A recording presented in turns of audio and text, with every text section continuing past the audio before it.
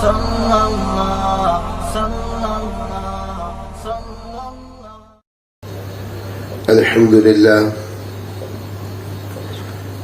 لله وكفى والصلاة والسلام على عباده الذين اصطفى أما بعد فأعوذ بالله من الشيطان الرجيم بسم الله الرحمن الرحيم وَلَقَدْ نَصَرَكُمُ اللَّهُ بِبَدْرٍ وَأَنْتُمْ أَذِلَّةٌ فَاتَّقُوا اللَّهَ لَعَلَّكُمْ تَشْكُرُونَ صدق الله مولانا العظيم. وقال النبي صلى الله عليه وسلم اقرأوا القرآن فإنه يأتي يوم القيامة شفيعا لأصحابه أو كما قال النبي صلى الله عليه وسلم. ایمان کے بعد بڑی نعمتوں میں سے ایک نعمت آزادی بھی ہے. ہم سب کو اس نعمت کی بہت زیادہ قدر کرنی چاہیے اور اس نعمت پر اللہ تبارک و تعالیٰ کا شکر ادا کرنا چاہیے.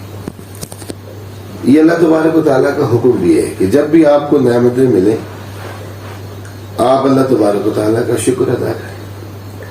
جیسا کہ سورہ آل عمران میں اللہ تبارک و تعالیٰ فرماتے ہیں وَلَقَدْ نَصَرَكُمُ اللَّهُ بِبَدْرٍ وَأَنْتُمْ أَذِلَّةٌ فَاتَّقُوا اللَّهَ لَعَلَّكُمْ تَشْكُرُونَ. ہم نے آپ کو بدر میں غلبہ عطا کیا، آزادی عطا کی، اس کے بدلے میں آپ اللہ کا شکر ادا کریں. آزادی اللہ تبارک و تعالیٰ کی ایک بہت بڑی نعمت ہے.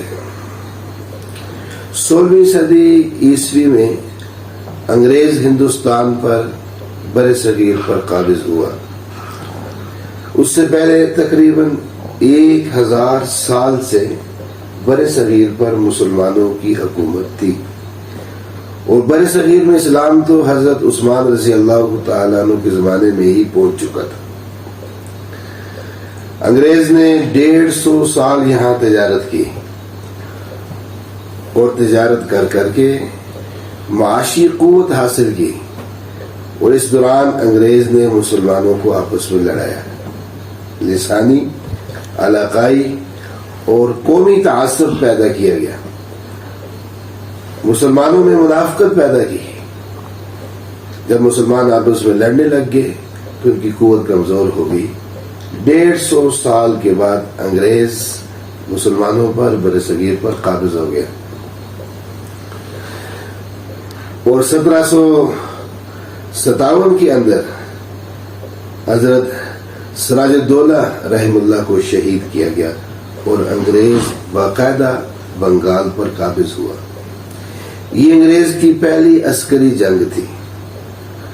اس کے بعد شجاع الدولہ کو شہید کیا گیا اور بہار پر بھی انگریز کا قبضہ ہو گیا.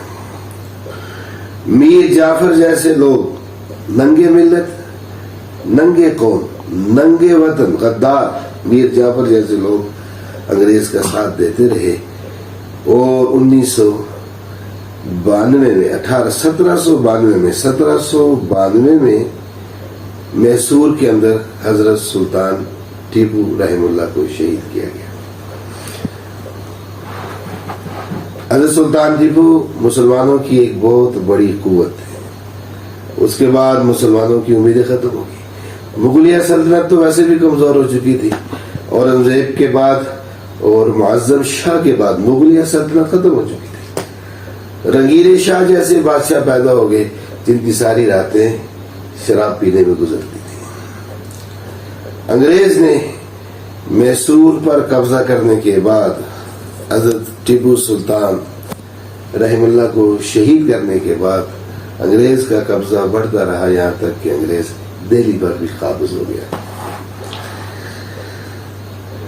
عسکری قوت بھی انگریز کے پاس، معاشی قوت بھی انگریز کے پاس اور مسلمان بہت بدحالی میں تھے. مسلمانوں کی اس حالت کو دیکھ کر سب سے پہلے انگریز کے خلاف مسلمانوں کو منظم کیا، مسلمانوں میں بیداری، آزادی کا جذبہ پیدا کیا حضرت شاہ ولی اللہ رحمۃ اللہ علیہ نے. اور 1803 میں پھر ان کے صاحبزادے ان کے بیٹے حضرت شاہ عبدالعزیز رحمۃ اللہ علیہ نے انگریز کے خلاف جہاد کا فتویٰ دیا، انگریز کی نوکری کو حرام قرار دیا کہ انگریز کے ساتھ معاملات بھی نہیں کرنے، انگریز کے ساتھ معاشی بائیکاٹ کرنا ہے۔ اور یہ جو حضرت شاہ صاحب کا فتویٰ تھا یہی تحریک پاکستان کی بنیاد ہے۔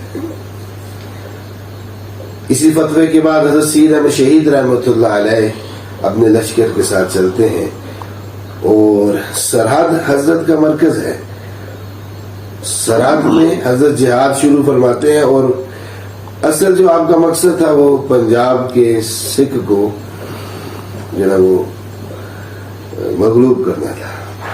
پنجاب کا جو سکھ تھا وہ انگریز کی ایک بہت بڑی قوت ہے۔ حضرت وہاں سے چلتے ہیں دہلی سے اور آ کر بالا کوٹ کے پہاڑوں میں شہید ہو جاتے ہیں۔ 1831 میں حضرت شہید ہوتے ہیں، لیکن حضرت کا جہاد بہت اخلاص پر مبنی تھا۔ تاریخ میں یہ لکھا ہے کہ صحابہ کے بعد سب سے بڑا اخلاص والا جہاد حضرت شاہ صاحب کا جہاد تھا۔ اس جہاد کا یہ فائدہ ہوا کہ لوگوں میں شعور پیدا ہوا، دوبارہ بیداری، آزادی کی ضرورت محسوس کی، اور مسلمانوں کو عسکری قوت بھی حاصل ہوئی۔ اور یہ سلسلہ چلتا رہا، حضرات علماء کرام لوگوں کی ذہن سازی کرتے رہے، رہنمائی کرتے رہے۔ 1857 میں پھر جنگ آزادی ہوئی۔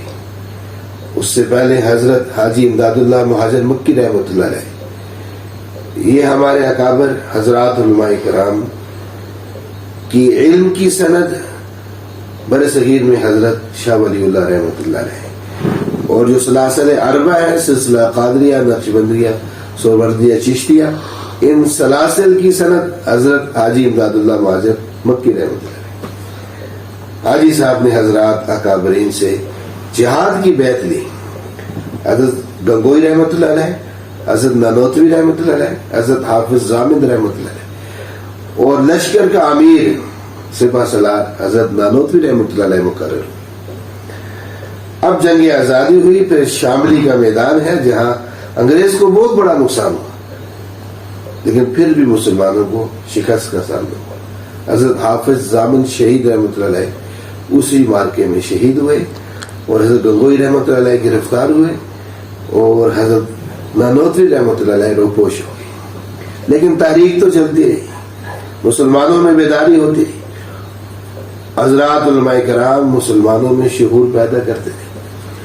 اسی بیداری اور شعور کو بیدار کرنے کے لیے، پیدا کرنے کے لیے حضرت مولانا قاسم نانوتوی رحمۃ اللہ علیہ نے دارالعلوم دیوبند کی بنیاد کا مقصد تعلیم و تعلم بھی تھا، تزکیہ بھی تھا، لیکن اس کے ساتھ ساتھ ایسے افراد پیدا کرنے تھے جو اپنے لیے ایک آزاد ملک حاصل کر سکیں، لوگوں میں آزادی کا شعور پیدا کرنا، انگریز کے خلاف جہاد کا جذبہ پیدا کرنا، یہ دارالعلوم دیوبند کی بنیاد تھی۔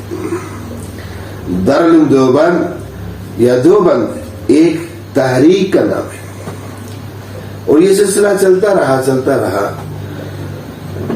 اور پھر تحریک ریشمی رومال وجود میں آئی۔ دارالعلوم دیوبند کے پہلے طالب علم حضرت شیخ الہند رحمۃ اللہ علیہ جب دارالعلوم سے پڑھنے کے بعد وہ شیخ الہند بنے رحمہ اللہ، اور پھر ان کی جو جماعت تھی حضرت مدنی رحمۃ اللہ علیہ اور حضرت عبید اللہ سندھی رحمۃ اللہ علیہ، یہ مبارک جماعت تھی۔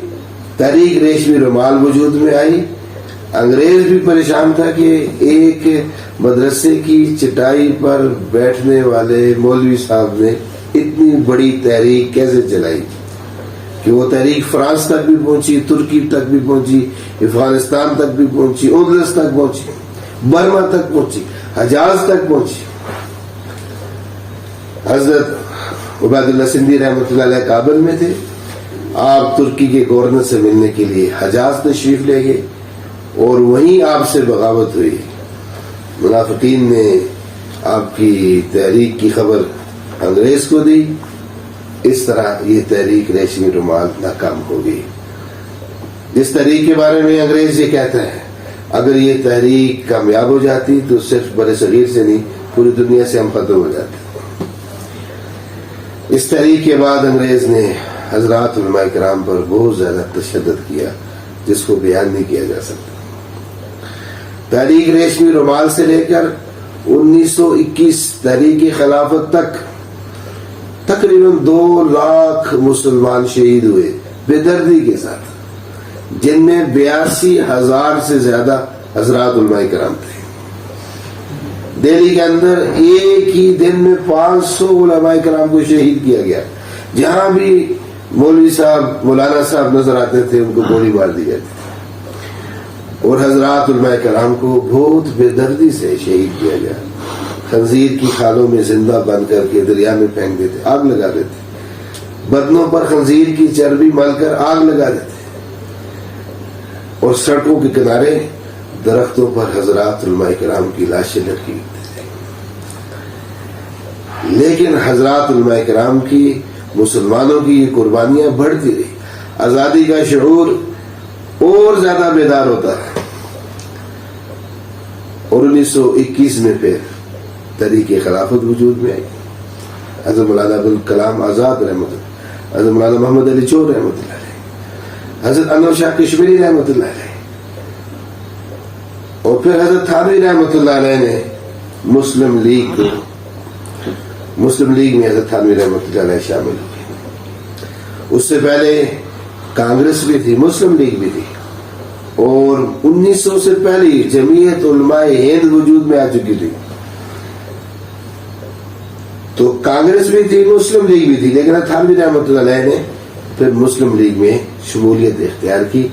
حضرت فرماتے ہیں کہ مجھے بھی شرح صدر نہیں ہو رہا تھا، لیکن بار بار مجھے حضور پاک صلی اللہ علیہ وسلم خواب میں آئے اور یہ فرماتے رہے کہ پاکستان کا وجود ضروری ہے۔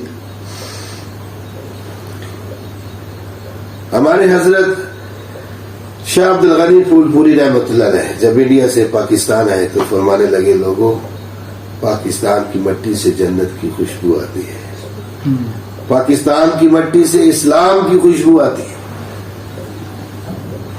اور آپ نے دیکھا پاکستان کا وجود ایک تکوینی امر ہے، اللہ نے پوری دنیا میں خیر پاکستان سے پھیلانی تھی، اس لیے پاکستان کا وجود اللہ تبارک و تعالیٰ نے عطا فرمایا۔ 1940 میں قرارداد پاکستان پیش کی گئی اور 1947 میں اللہ تبارک و تعالیٰ نے خزا دیا۔ قائد اعظم محمد علی جناح رحمہ اللہ، ان کے پاس قانون تھا اور انفرادی قوت علماء کے پاس تھی، اور آپ جانتے ہیں اصل انفرادی قوت ہوتی ہے، اور اس کا اقرار قائد اعظم محمد علی جناح رحمۃ اللہ علیہ نے ان الفاظ کے ساتھ کیا۔ ایک بات تو یہ فرمائی کہ مجھے ایسے علماء کی تائید حاصل ہے۔ حضرت تھانوی رحمۃ اللہ علیہ کے علم سے قائد اعظم رحمہ اللہ بہت متاثر تھے، فرماتے تھے پورے بر صغیر کے انسانوں کا علم ایک طرف اور حضرت اشرف علی تھانوی رحمہ اللہ کا علم ایک طرف، مجھے ایسے علماء کی تائید حاصل ہے۔ اور فیصلہ آباد میں یونیورسٹی میں یہ کہنے لگے حضرت قائد اعظم رحمہ اللہ کہ اگر علماء ہمارا ساتھ نہ دیتے تو کبھی بھی ہم پاکستان نہیں بنا سکتے تھے، اس لیے پرچم کشائی علماء کے مبارک ہاتھوں سے ہوئی۔ حضرت شبیر احمد عثمانی رحمۃ اللہ علیہ پاکستان میں کراچی میں، اور حضرت ظفر احمد عثمانی رحمۃ اللہ علیہ بنگال میں۔ تو قائد اعظم رحمہ اللہ نے یہ فرمایا کہ اگر علماء ساتھ نہ دیتے تو ہم کبھی بھی پاکستان نہیں بنا سکتے تھے۔ اور پشاور کی اسلامیہ یونیورسٹی میں قائد اعظم رحمہ اللہ نے فرمایا کہ ہم زمین کا ایک ٹکڑا اس لیے حاصل کرنا چاہ رہے تھے کہ ہمارے پاس ایک ایسا ٹکڑا ہو جس پر ہم اسلام کو مکمل طور پر نافذ کر سکیں۔ اور پاکستان کا مطلب کیا؟ لا الہ الا اللہ، یہ تو نعرہ تھا ہمارا۔ تو اسلام کے نام پر یہ بات سمجھے، اسلام کے نام پر 2 ریاستیں وجود میں آئی، ایک مدینہ پاک، ایک پاکستان۔ مذہب کے نام پر بھی 2 ریاستیں وجود میں آئی، ایک اسرائیل، ایک پاکستان۔ یہ مذہب کے نام پر 2 ریاستیں وجود میں آئی۔ تو اتنی قربانیوں کے بعد سبھی نے قربانیاں دی، لیکن حضرات علماء کرام کی جو قربانیاں تھی وہ سب سے نمایاں تھی۔ پھر میں نے کہا ہر مسلک ہر جماعت والے نے قربانی دی ہے، لیکن پاکستان کے وجود میں اور آزادی کے لیے جو حضرات علماء کرام، حضرات علماء دیوبند کی قربانیاں ہیں، ان کو کوئی بھی نہیں بلا سکتا ہے، اور روز روشن کی طرح نمایاں ہے۔ تو ایک سلسلہ قربانیوں کا چلتا رہا۔ پھر آپ نے دیکھا ہجرت میں کتنی بڑی قربانی ہوئی، کیسے لوگوں کو زندہ چلایا گیا، ہماری ماں بہنوں کی عزتوں کے ساتھ کھیلا گیا۔ اور پھر اس کے بعد 1965 کی جنگ میں کیسے ہمارے نوجوان شہید ہوئے، 1971 میں کیسے نوجوان شہید ہوئے، پھر یہ پاکستان وجود میں آیا۔ تو ہمیں اس آزادی کی قدر کرنی چاہیے۔ اللہ تبارک و تعالیٰ سورہ آل عمران میں فرماتے ہیں وَلَقَدْ نَصَرَكُمُ اللَّهُ بِبَدْرٍ وَأَنْتُمْ أَذِلَّةٌ فَاتَّقُوا اللَّهَ لَعَلَّكُمْ تَشْكُرُونَ۔ ہم نے تمہیں آزادی دی ہے، تم شکر، بلکہ ہماری زبانوں پر کیا ہونا چاہیے؟ شکر آزادی۔ ہم اللہ تبارک و تعالیٰ کے سامنے سجدہ کریں اور اللہ تبارک و تعالیٰ کا شکر ادا کریں۔ آزادی کے نام پر فائرنگ کرنا اور 12 بجے کے بعد ایک بہت بڑا اسراف، آتش بازی، غریب کو کھانے کے لیے نہ ملے، غریب کو پینے کے لیے نہ ملے، اور ہم آتش بازیوں میں اور فائرنگ میں لاکھوں کروڑوں روپے خرچ کر دیں، یہ بہت ذہنی پستی ہے۔ تو یہ آزادی ہمیں اس لیے نہیں ملی تھی کہ ہم 12 بجے کے بعد آتش بازی میں لگ جائیں اور لوگوں کو بھی تکلیف دیں، بیماروں کو بھی تکلیف دیں، اور ہم ناچنے گانے میں لگ جائیں، شراب پینے لگ جائیں۔ ہم سارے بیٹھے ہوئے ہو اور ہماری بچیاں ڈانس کر رہی ہو اور فنکشن ہو رہے ہو، تو یہ بہت بڑی ناقدری ہے۔ اللہ آزادی دیتے بھی ہیں، لیتے بھی ہیں، ہمیں ڈرنا چاہیے۔ ایک تو اللہ تبارک و تعالیٰ کا شکر ادا کرنا چاہیے، اور ایک ہر اس سازش سے بچنا چاہیے جو سازش ہمارے دین کے خلاف ہو، ہمارے پیارے ملک کے خلاف ہو۔ تو میں عرض کر رہا تھا آزادی اللہ تعالیٰ کی ایک بہت بڑی نعمت ہے، ہم سب کو اس آزادی پر اللہ تبارک و تعالیٰ کا شکر ادا کرنا چاہیے۔ وآخر دعوانا الحمدللہ۔